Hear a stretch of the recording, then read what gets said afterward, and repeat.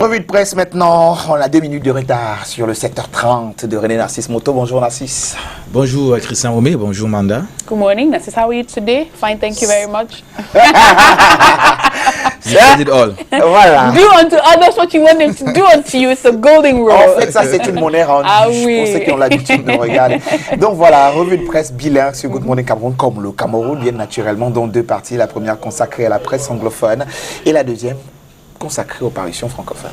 And this morning we kickstart with the Guardian Post newspaper, the Daily, and on the front page of the newspaper this Tuesday morning, Ecumenical Service for Disease SDF barons, regime bigwigs outnumber key SDF officials. The paper adds Gregoire Owona Isachiruma. It feels good to read his name after a while. Huh? Talba Mala, Jean de Dieu Momo, Prime Minister's Director of Cabinet, CPDM Parliamentary Group Leader, CPDM Parliamentary Group Vice President in communion with Fundi at Yaounde residence. And they add, but Honorables Ninche, Awudu, Yo-Yo wives of the late barrister Sama Francis, Mayor Balik Awa, conspicuously absent. Why? Well, go grab a copy of the Guardian Post newspaper and flip to the inner pages for the details on that story.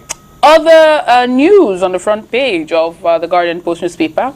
After backlash from previous visit, Atanganji rushes overnight to Kumba school massacre scene. On the front page of the Guardian Post newspaper, the picture there with the caption, a heavily guarded Minat bus on campus of Mother Francisca International Bilingual Academy, Kumba, yesterday. Go learn more in the inner pages of the Guardian Post newspaper.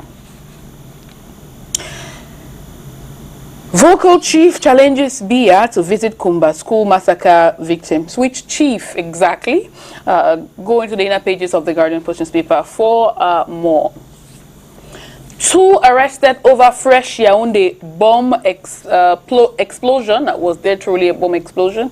Go learn more in the inner pages of the Guardian Post newspaper. And to end with that newspaper, Egypt Air denies partnering with dying Cameco. You can also read that article in today's edition of the Guardian Post newspaper. I'm reading the headlines. Not be me write them. I just read. We are now turning our attention to Newswatch newspaper, pardon me.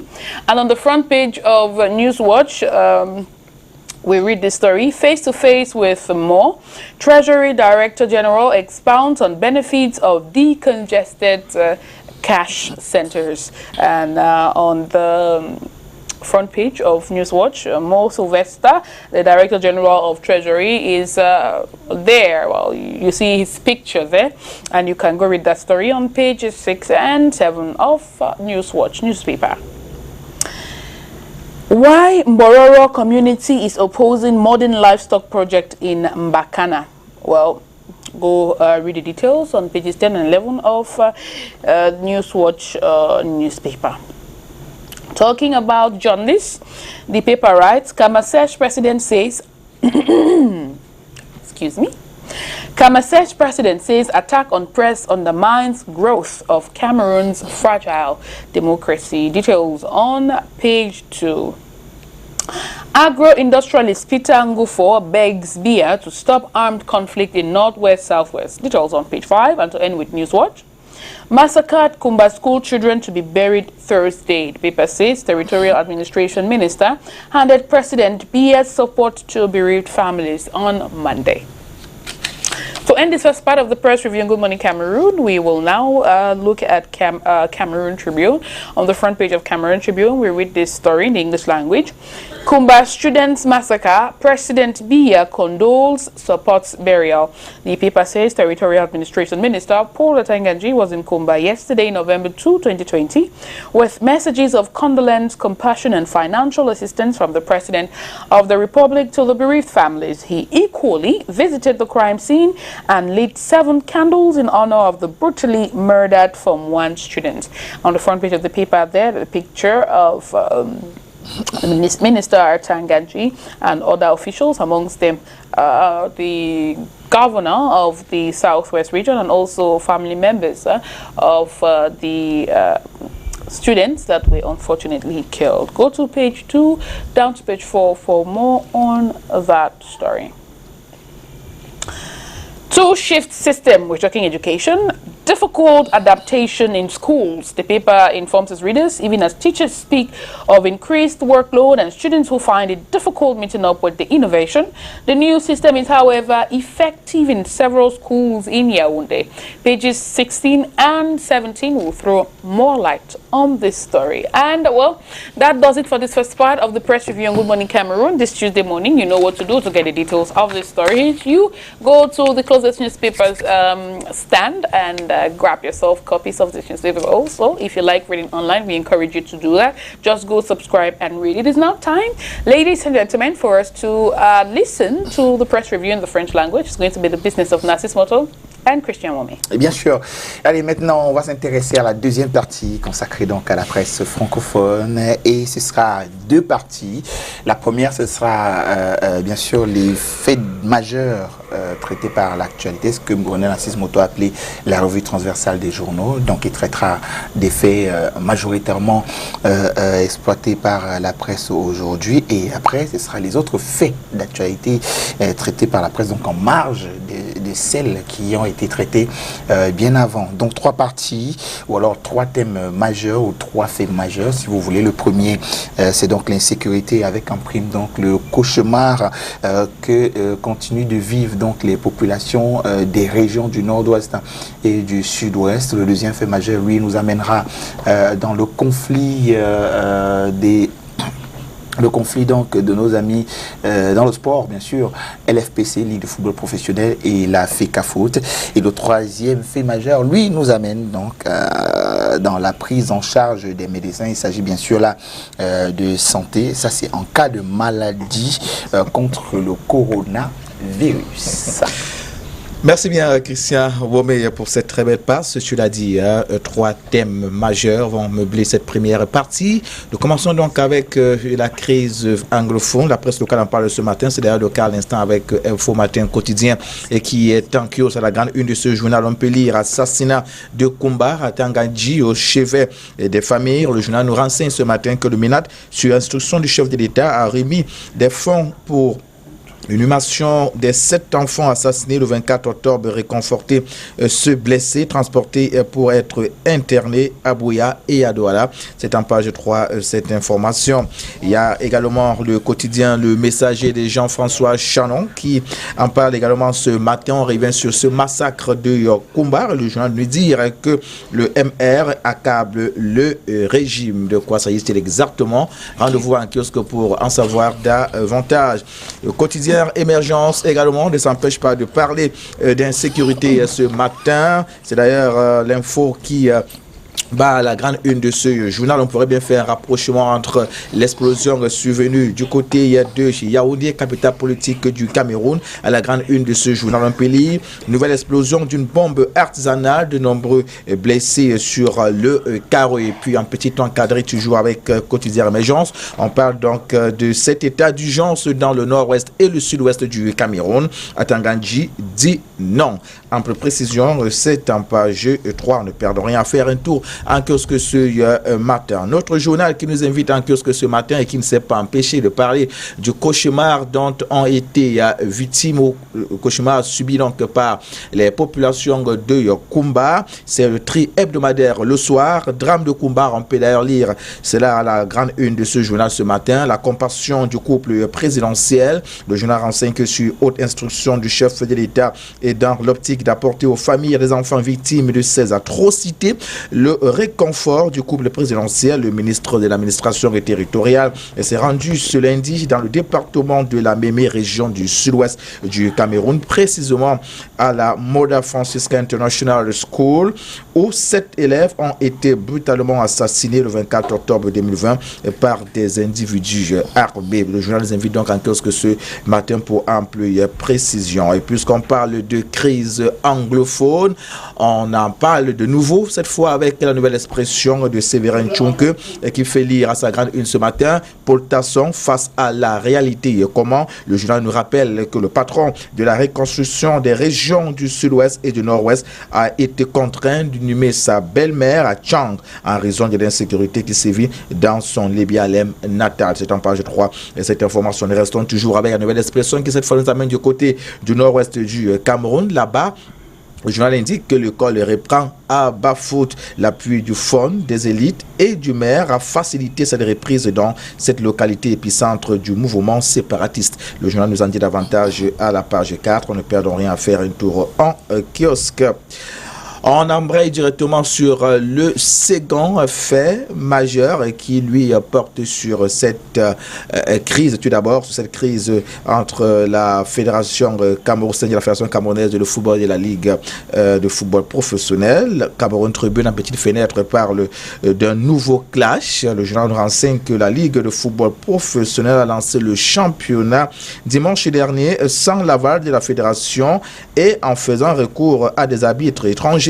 Une situation de défiance à l'origine d'une convention des responsables de la LFPC.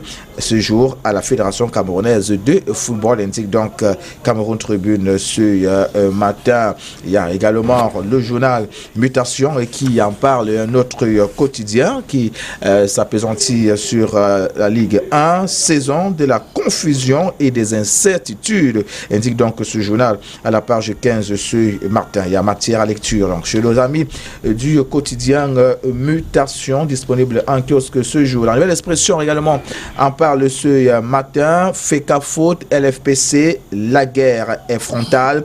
La Ligue professionnelle du football du Cameroun a annoncé la première journée du championnat de première division avec les arbitres de la Guinée équatoriale. C'est en page 11. Et puis, le journal qui voudrait bien qu'on s'intéresse donc davantage à cette actualité, c'est en page 11. Et on sort avec le troisième fait majeur au thème. Cette fois, il s'agit de la santé, tout en restant avec la nouvelle expression qui parle de ces médecins camerounais désormais assurés. Le journal indique qu'ils viennent enfin de signer un partenariat de prise en charge en cas de maladie. L'événement s'est déroulé à Douala, capitale économique. La nouvelle expression, nous invitons en kiosque ce matin pour en savoir davantage.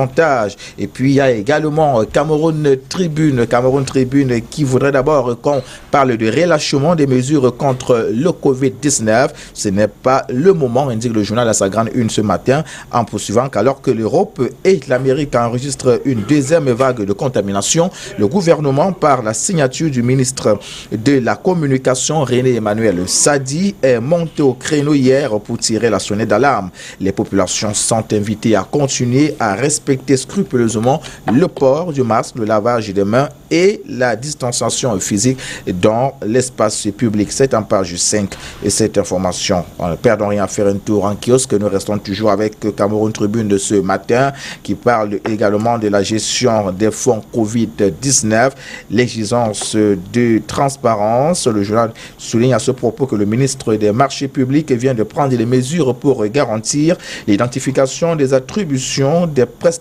financières pour ces enveloppes. Et il est question ici de s'assurer de la compétence et de la fiabilité de ces soumissionnaires. C'est en page 10 et 11. Rendez-vous en kiosque pour en savoir davantage ce matin.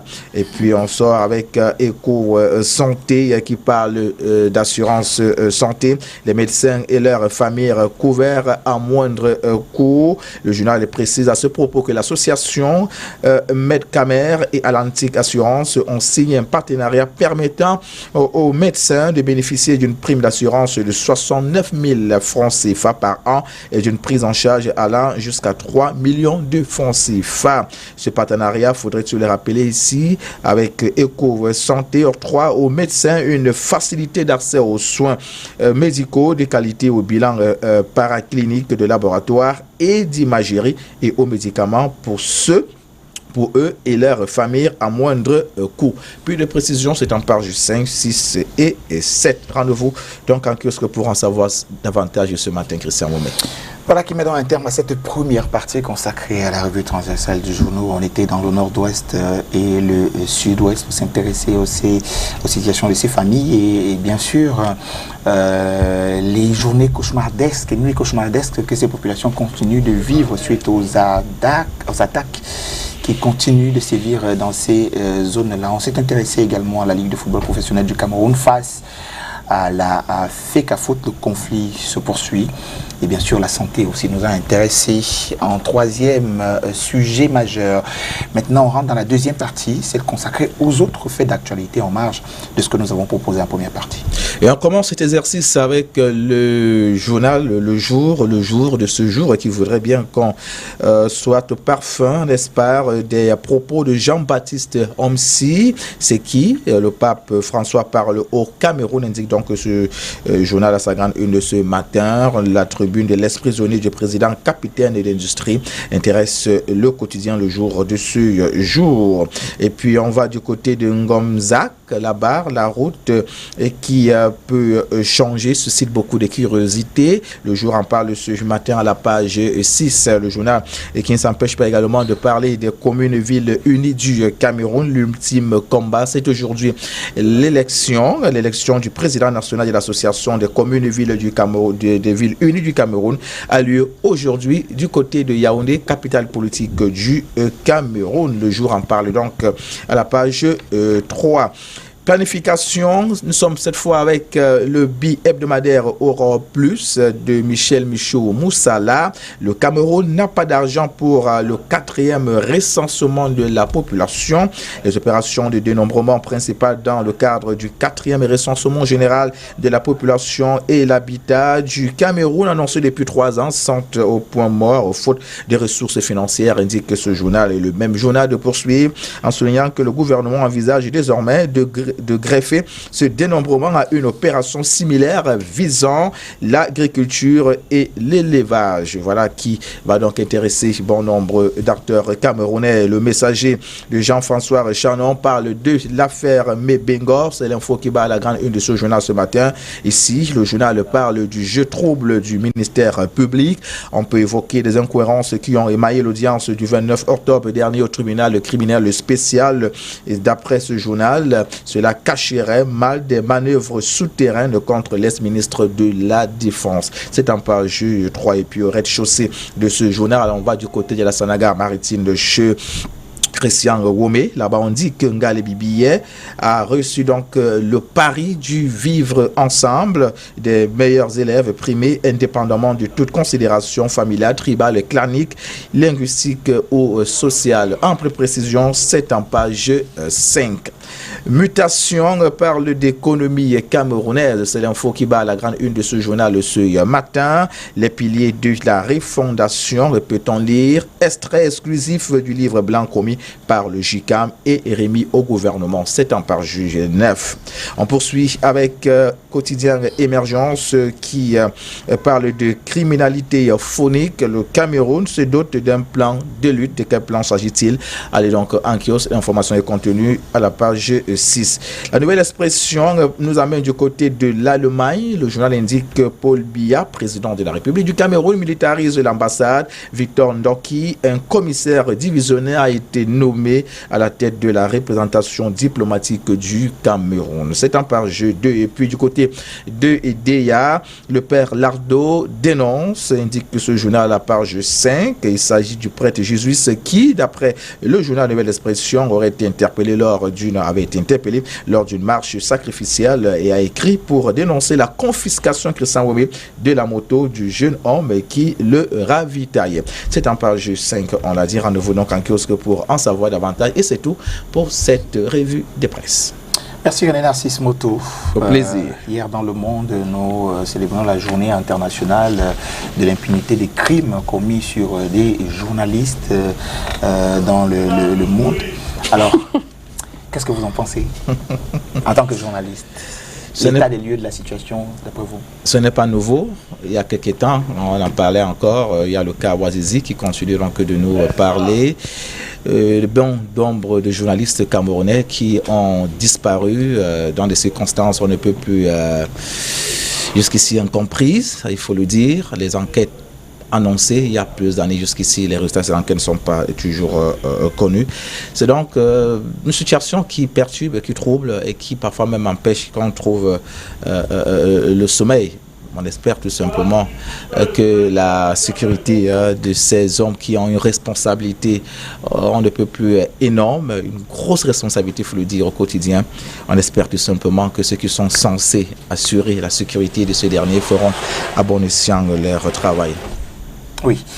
C'est un peu de ça qu'il s'agit au quotidien. Donc parfois on se demande si c'est qu'on risque, en continuant de faire couler notre encre, parce qu'après, il y a plus gros qui pourrait vous broyer, il y a une machine qui est mise en place.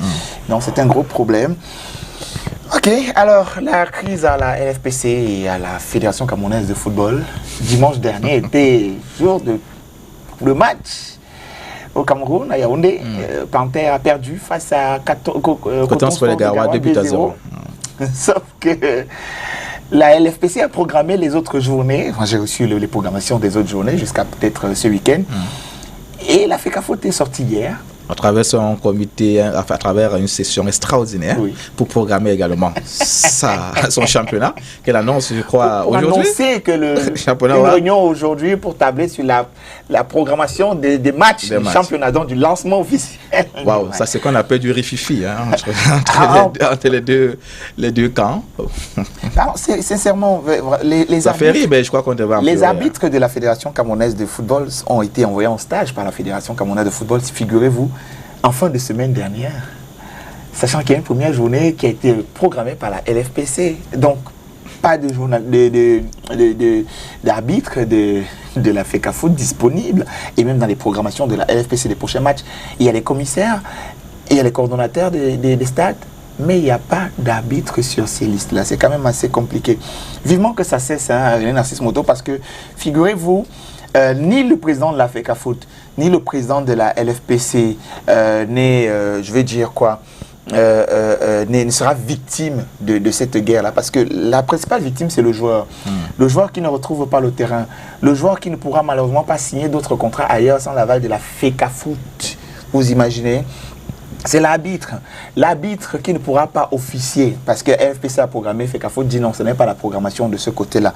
L'arbitre qui ne pourra pas assister aux compétitions internationales parce qu'il y va sous le couvert de la Fédération camerounaise de football.